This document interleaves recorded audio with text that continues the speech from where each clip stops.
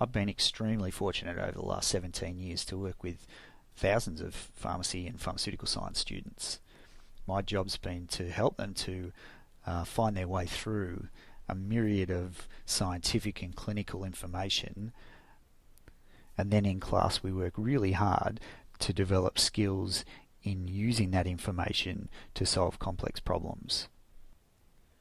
Students engage really well with preparing for my classes and coming into class and tackling problems because they know that at the end of it they'll be able to use the knowledge from the active learning exercises and the deep understanding of variables and their relationships that comes with concept mapping and peer evaluation of concept mapping, metacognition about what the concept map means and what can be drawn from that. They know they'll be able to use that deep understanding to solve complicated scenarios, and we work on methods to think about how we go about problem solving and developing solutions to complex scenarios.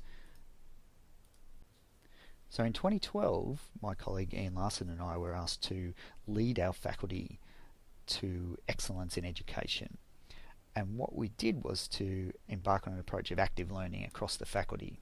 We got our entire teaching and research staff, 44 staff, to agree to a set of principles by which students would routinely prepare for classes and then in classes learn to apply the content that they grappled with prior to class to increasingly more lifelike scenarios. So essentially the same model that I developed myself. We spent a lot of time working with staff to develop their skills in working with students, skills in letting go of control of the classroom, skills in developing tasks that really got to the heart of what the learning outcomes students were working on. We've published some papers recently on the outcomes of that approach, and we're delighted with the way things have gone.